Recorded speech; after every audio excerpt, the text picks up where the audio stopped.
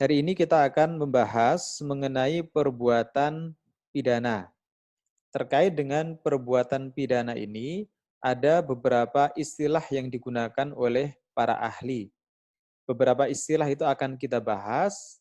Selanjutnya kita akan simpulkan mana istilah yang paling tepat untuk digunakan. Istilah pertama untuk menggambarkan konsep perbuatan pidana yang digunakan adalah peristiwa pidana. Istilah peristiwa pidana ini dikemukakan oleh Profesor Wirjono Projodikoro SH.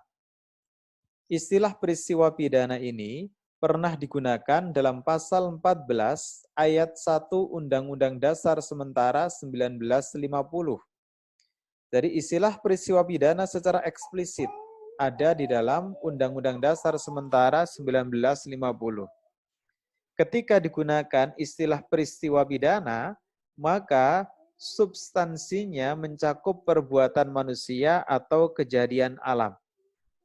Secara bahasa, ketika digunakan istilah peristiwa tentu maknanya bukan hanya perbuatan manusia, melainkan termasuk di dalamnya adalah kejadian alam. Karena itulah maka penggunaan istilah ini kurang tepat. Karena konsep hukum pidana hanya mengatur perbuatan manusia yang sifatnya tercela, tidak termasuk kejadian alam. Misalnya, kalau ada orang mati, kematian itu disebabkan karena perbuatan orang tertentu, maka tentu itu masuk dalam ranah hukum pidana. Tetapi kalau ada orang mati disebabkan oleh adanya kejadian alam, misalnya letusan Gunung Merapi atau tsunami, maka itu bukan merupakan ranahnya hukum pidana. Meskipun dua-duanya sama-sama bisa disebut sebagai peristiwa. Jadi sekali lagi, istilah peristiwa pidana ini tidak tepat digunakan karena peristiwa ini bukan hanya mencakup perbuatan manusia, akan tetapi juga termasuk kejadian alam. Padahal hukum pidana hanya mengatur perbuatan manusia, tidak termasuk kejadian alam. Ini istilah yang pertama. Ada juga yang menggunakan istilah tindak pidana, sebagaimana dikemukakan oleh Profesor Subekti SH. Istilah ini memang paling banyak digunakan pada undang-undang pidana di luar KUHP. Misalnya Undang-Undang Pemberantasan Tindak Pidana Korupsi, Undang-Undang Pemberantasan Tindak Pidana Terorisme, Undang-Undang Pencegahan dan Pemberantasan Tindak Pidana Pencucian Uang, dan seterusnya.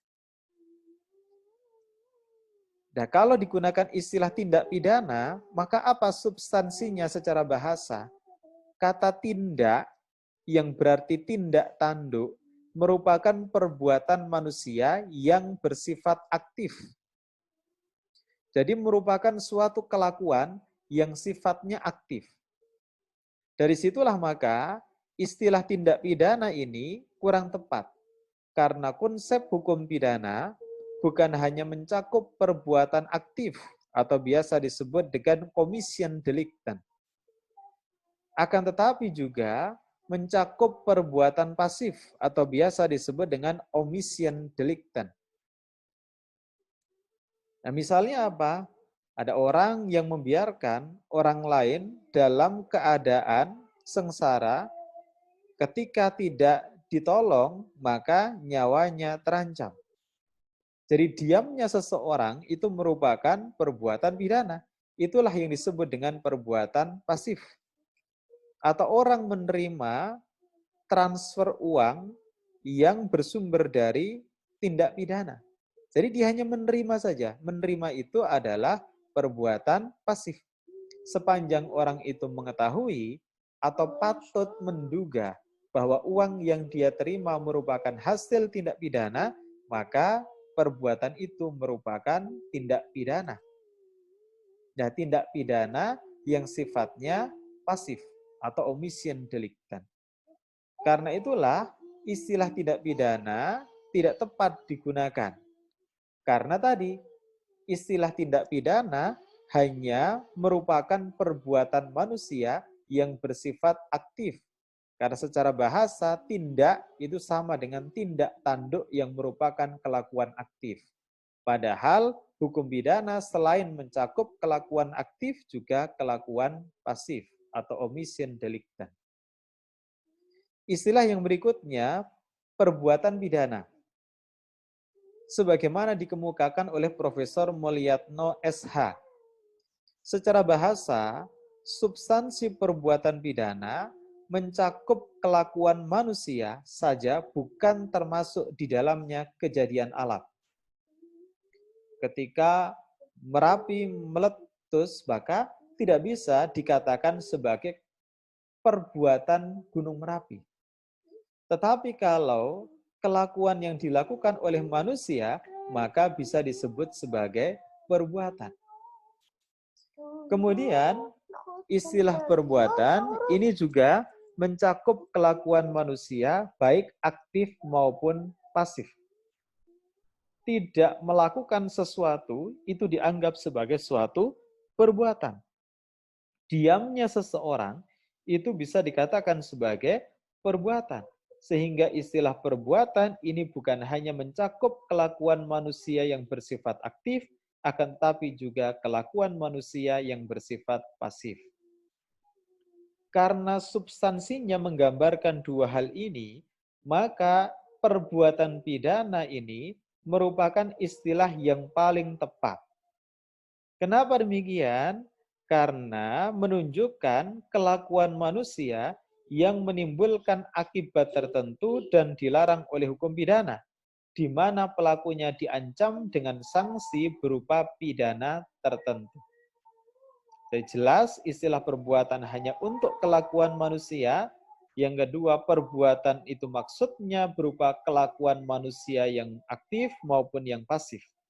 Ini yang paling sesuai untuk digunakan di dalam konsep hukum pidana yang menggambarkan suatu kelakuan manusia yang dilarang oleh hukum pidana, di mana pelakunya diancam dengan sanksi berupa pidana tertentu.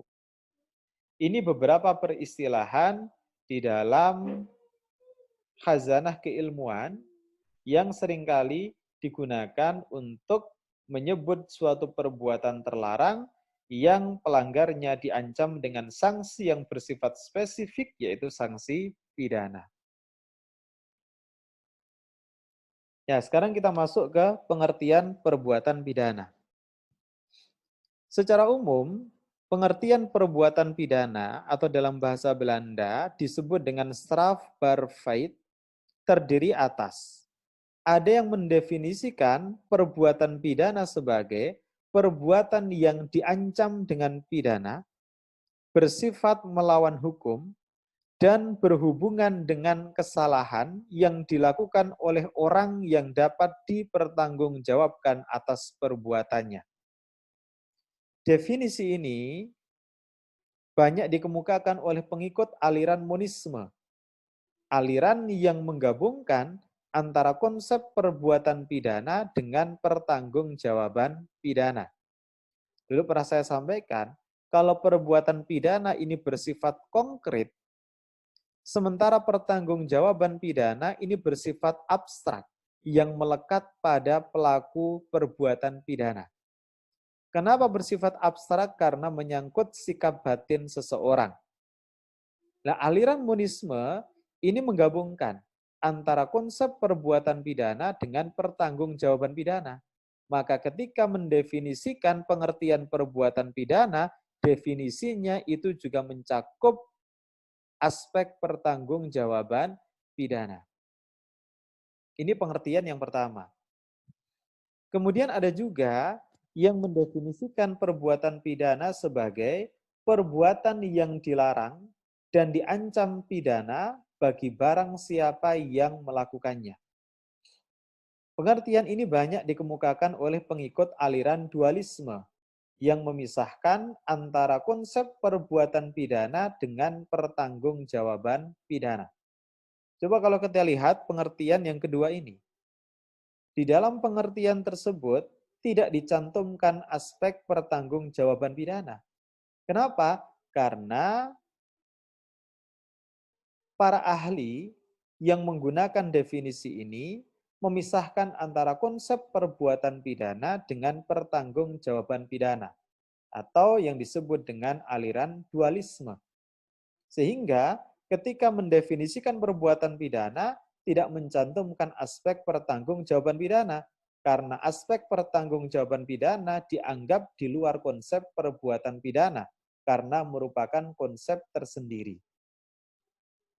Nah, jadi intinya yang disebut dengan perbuatan pidana adalah perbuatan yang terlarang dan pelanggarnya diancam dengan sanksi yang bersifat khusus yaitu pidana. Itu definisi secara singkat dari perbuatan pidana.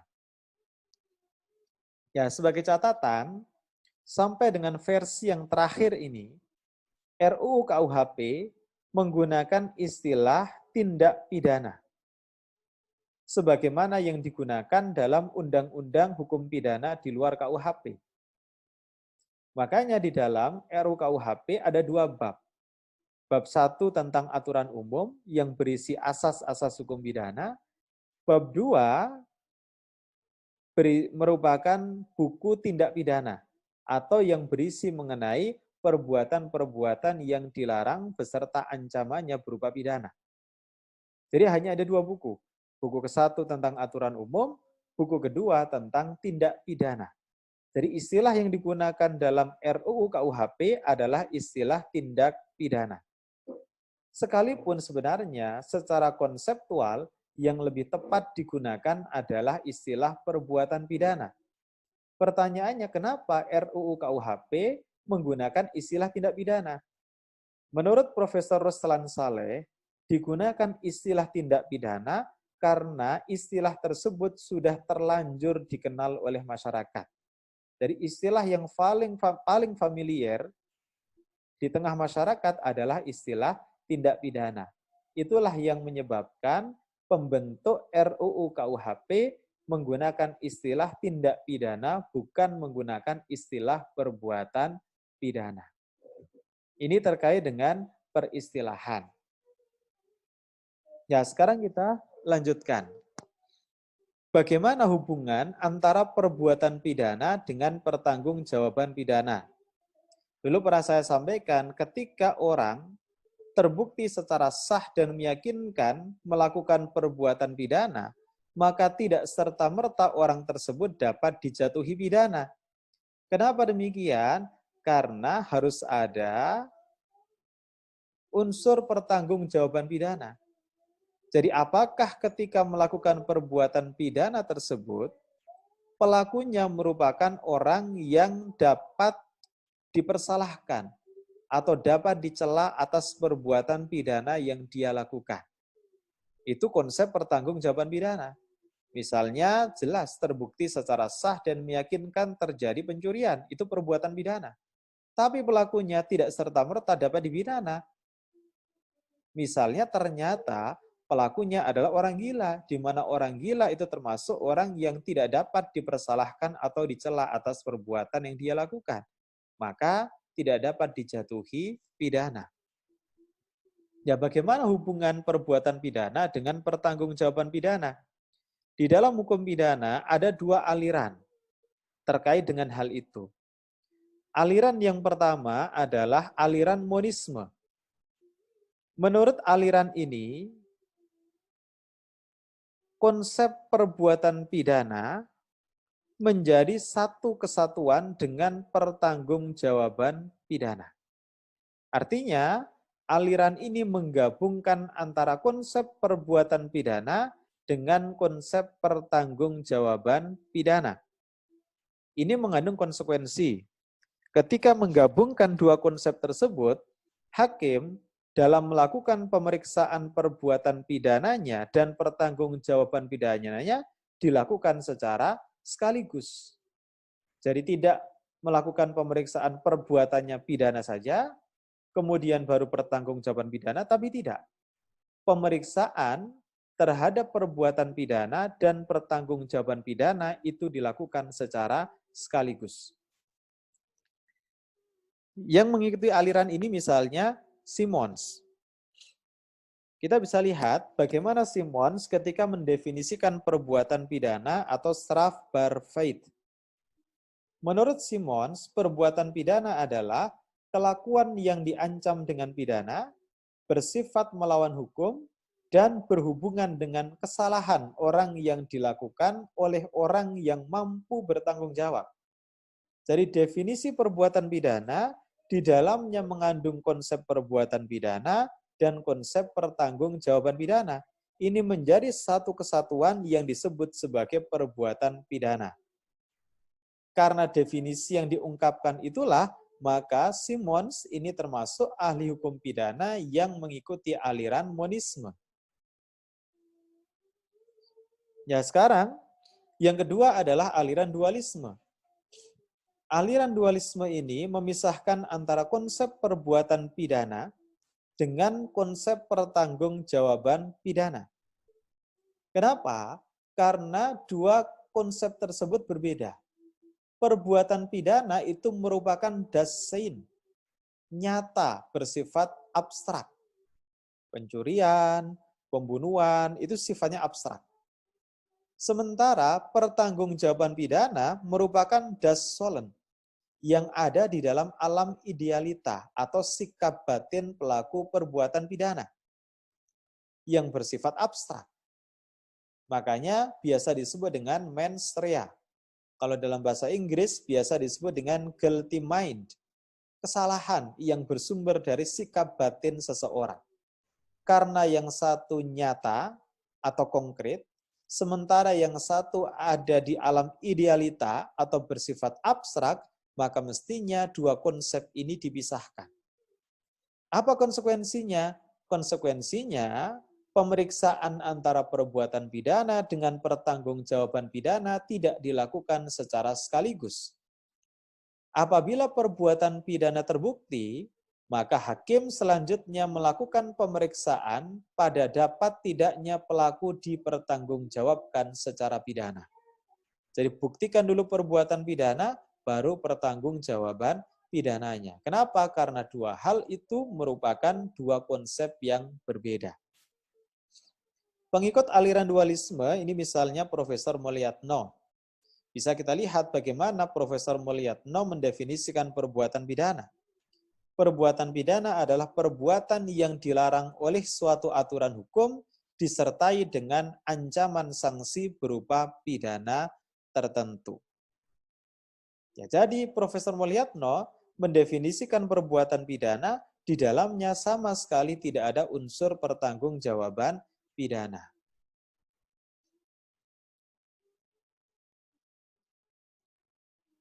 Ya, sekarang kita masuk ke unsur-unsur perbuatan pidana. Kapan dikatakan suatu perbuatan tertentu sebagai perbuatan pidana?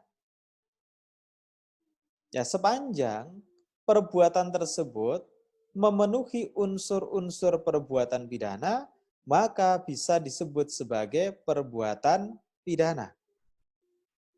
Ya, sama juga dengan dua aliran tadi. Penentuan unsur-unsur perbuatan pidana tergantung dari aliran yang diikuti. Berbeda antara aliran monisme dengan aliran dualisme dalam menentukan unsur-unsur perbuatan pidana. Ya, sekarang yang pertama, menurut aliran monisme, unsur-unsur perbuatan pidana itu meliputi, pertama, harus ada perbuatan. Dua, harus melawan hukum. Tiga, ada ancaman pidana bagi yang melanggar larangan. Dan ada unsur yang keempat, yaitu adanya kesalahan atau kesalahan yang bersumber dari sikap batin pelaku perbuatan pidana. Ya, ini sesuai dengan definisi perbuatan pidana menurut aliran monisme yang di dalamnya menyatukan antara konsep perbuatan pidana dengan pertanggungjawaban pidana. Konsekuensinya, unsur-unsur perbuatan pidana di dalamnya juga termasuk pertanggungjawaban pidana. Ya, catatannya unsur kesalahan ini yang nomor 4 pada dasarnya bukan merupakan bagian dari perbuatan pidana, tetapi berhubungan dengan pertanggungjawaban pidana. Karena aliran monisme menjadikan perbuatan pidana dan pertanggungjawaban pidana dalam satu konsep perbuatan pidana, maka unsur-unsur perbuatan pidana di dalamnya juga mencakup kesalahan yang merupakan konsep pertanggungjawaban pidana. Nah, sekarang yang kedua, bagaimana unsur-unsur perbuatan pidana menurut aliran dualisme?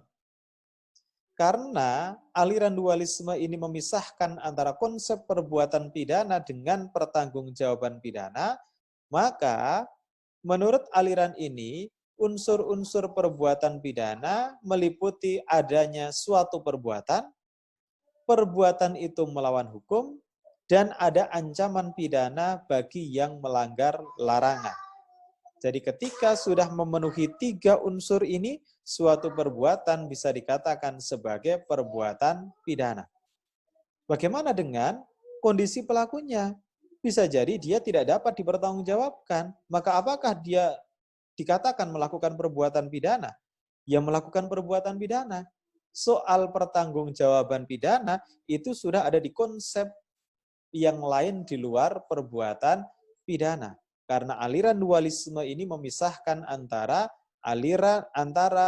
konsep perbuatan pidana dengan pertanggungjawaban pidana. Ya, sekarang kita lanjutkan. Terkait dengan unsur-unsur perbuatan pidana yang digunakan oleh Fakultas Hukum UII adalah sebagaimana yang diajarkan oleh aliran dualisme. Jadi untuk perbuatan pidana tidak akan dibahas mengenai aspek pertanggungjawaban pidana. Nanti itu masuk ke materi tersendiri. Karena Fakultas Hukum UII mengikuti aliran dualisme yang memisahkan antara konsep perbuatan pidana dengan pertanggungjawaban pidana. Ya, sekarang kita bahas lebih lanjut mengenai unsur-unsur perbuatan pidana. Atau kapan suatu perbuatan bisa dikatakan sebagai perbuatan pidana. Atau bisa dikategorikan sebagai perbuatan pidana. Yang pertama, perbuatan tersebut harus berwujud suatu kelakuan, baik aktif atau disebut commission delicten, maupun pasif atau disebut omission delicten, yang berakibat pada timbulnya suatu hal atau keadaan yang dilarang oleh hukum dan pelakunya diancam dengan pidana. Jadi jelas sudah ada perbuatan, sudah ada kelakuan. Kelakuan itu bisa aktif, bisa juga pasif. Yang dilarang oleh hukum dan pelakunya jelas diancam dengan sanksi yang bersifat khusus yaitu pidana. Unsur yang kedua, jadi jelas ya, sudah harus ada perbuatan. Jadi bukan hanya niat. Kalau baru niat saja maka belum bisa disebut sebagai perbuatan pidana. Jadi sudah ada perbuatan atau kelakuan. Kemudian yang kedua, kelakuan dan akibat yang timbul tersebut harus bersifat melawan hukum. Nah, nanti saya akan jelaskan apa yang dimaksud dengan melawan hukum. Nah, kita skip dulu. Kemudian unsur yang ketiga. Ada hal-hal tertentu yang menyertai kelakuan dan akibat tersebut. Hal-hal tersebut berbeda antara satu perbuatan pidana dengan perbuatan pidana yang lain. Kalau yang ini tadi, unsur pertama dan kedua, ini ada dalam setiap perbuatan pidana. Jadi perbuatan pidana apapun harus memenuhi 2 unsur ini. Ada perbuatan dan perbuatan itu bersifat melawan hukum. Dan ada ancaman pidana bagi pelakunya. Sementara untuk unsur yang ketiga ini, antara satu perbuatan pidana dengan perbuatan pidana yang lain itu berbeda. Karena unsur ini melekat pada setiap perbuatan pidana. Ya, contoh, hal-hal tertentu itu terkait dengan pelaku perbuatan pidana. Misalnya, pelakunya harus seorang pejabat karena merupakan kejahatan terhadap jabatan. Misalnya diatur dalam pasal 418, 419, dan 420 KUHP. Kemudian yang kedua, nah ini kan tidak semua, kalau yang pertama ini, yang pelaku perbuatan harus seorang pejabat, tidak semua delik pelakunya harus seorang pejabat. Jadi ini melekat hanya pada delik-delik tertentu saja. Kemudian yang kedua, hal-hal tertentu itu terkait dengan tempat kejadian perbuatan pidana atau tempat terjadinya perbuatan pidana. Misalnya, unsur di muka umum. Artinya perbuatan itu harus dilakukan di muka umum.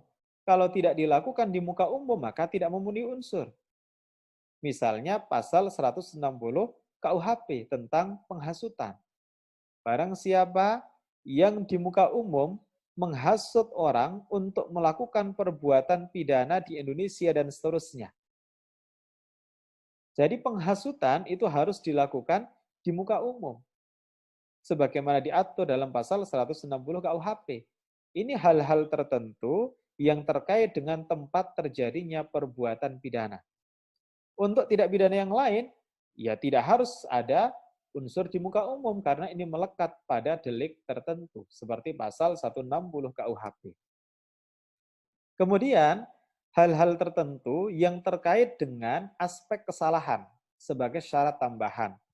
Tadi saya sampaikan kesalahan itu adalah menyangkut sikap batin pelaku perbuatan pidana. Misalnya, perbuatan yang mensyaratkan harus dilakukan secara sengaja. Kalau karena kealpaan, maka tidak memenuhi unsur. Seperti pada pasal 338 KUHP tentang pembunuhan. Jadi dikatakan sebagai pembunuhan, manakala ada perbuatan yang dilakukan secara sengaja menghilangkan nyawa orang lain. Sehingga kalau ada orang yang lalai, orang yang alpa mengakibatkan matinya orang lain, maka itu tidak disebut sebagai pembunuhan pasal 338 KUHP. Kenapa? Karena pasal 338 mensyaratkan kesalahan atau sikap batin pelaku haruslah secara sengaja. Kemudian, hal-hal tertentu yang terkait dengan keadaan yang memberatkan pemidanaan. Misalnya, perbuatan harus dilakukan dengan sengaja dan terencana. Pasal 340 KUHP. Coba bandingkan dengan pasal 338 dan 359. Pasal 338 ini merupakan pembunuhan biasa. Ancaman pidananya paling lama 15 tahun penjara. Pasal 359 KUHP ini mengatur mengenai delik kealpaan yang mengakibatkan matinya orang lain. Seperti Anda naik motor, nabrak orang, mati. Kan nggak sengaja. Nah, karena pasal 359 KUHP. Ancaman pidananya paling lama 5 tahun. Kemudian pasal 340 KUHP, ini pembunuhan yang dilakukan dengan sengaja dan juga terencana. Jadi kalau pasal 338 ini pembunuhan yang tanpa ada rencana, pembunuhan yang terjadi spontanitas. Kalau pasal 340 KUHP, pembunuhan yang diawali dengan perencanaan. Ancaman pidananya adalah maksimal atau maksimal pidana mati. Jadi, kalau pembunuhan biasa yang tidak diawali dengan perencanaan, ancaman pidananya mentok hanya sampai pidana penjara paling lama 15 tahun. Tapi kalau diawali dengan perencanaan, maksimal bisa dipidana dengan pidana mati. Ini hal-hal tertentu yang terkait dengan keadaan yang memberatkan pemidanaan. Ya, hal-hal tertentu ini melekat pada delik-delik tertentu yang tidak berlaku untuk semua delik. Berbeda dengan unsur pertama dan kedua, yaitu unsur adanya perbuatan yang terlarang dan pelakunya diancam dengan pidana, serta unsur perbuatan itu harus bersifat melawan hukum. Nah, sekarang kita lanjutkan unsur-unsur perbuatan pidana yang terbagi menjadi dua. Unsur-unsur perbuatan pidana ada yang disebut sebagai bagian inti delik atau biasa dikenal dengan delicts bestandelen atau bestandel delik. Tulisannya bisa bestandel, bisa bestandel delik. Bagian inti delik itu apa?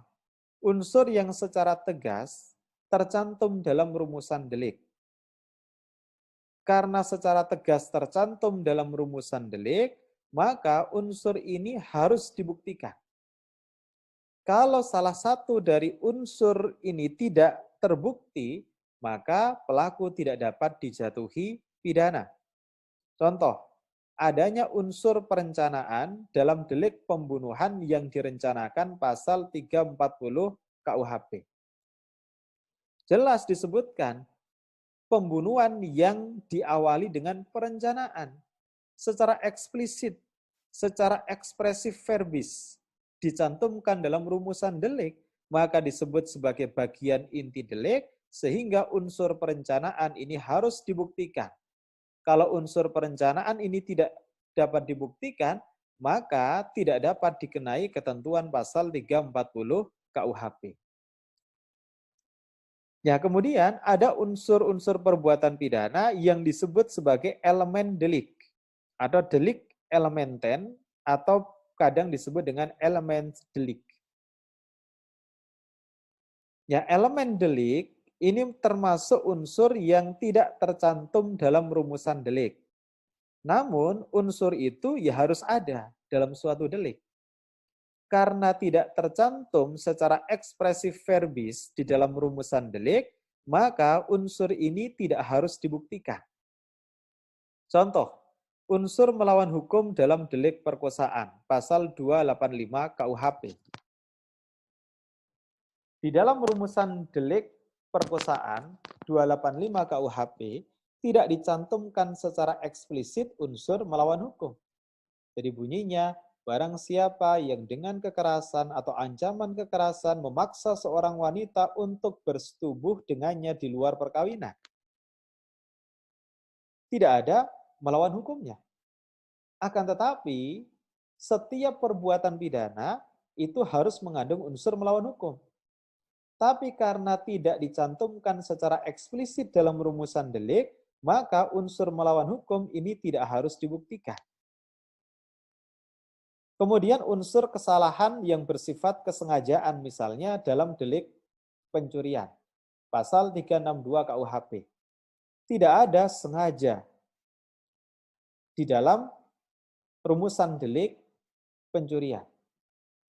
Jadi bunyinya, barang siapa yang mengambil barang yang sebagian atau seluruhnya milik orang lain untuk dimiliki secara melawan hukum. Nggak ada tuh unsur kesengajaannya.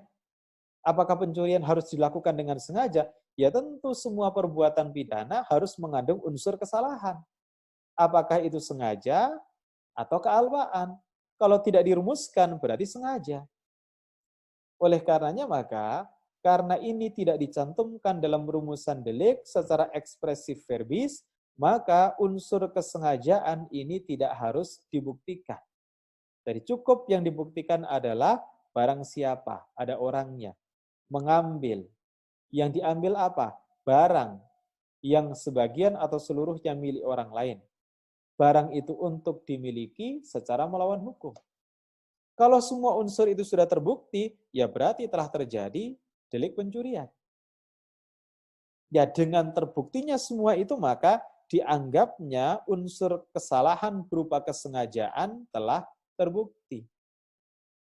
Ya terkait dengan bagian inti delik dengan elemen delik, ini pernah diperdebatkan dalam persidangan perkara pembunuhan berencana yang dilakukan oleh Jessica Kumala Wongso terhadap Wayan Mirna Salihin dalam kasus kopi sianida. Ketika itu, jaksa penuntut umum mendakwa Jessica Kumala Wongso dengan pasal 340 KUHP, yaitu pembunuhan berencana. Dua ahli hukum pidana berbeda pendapat dalam menyampaikan keterangannya di pengadilan.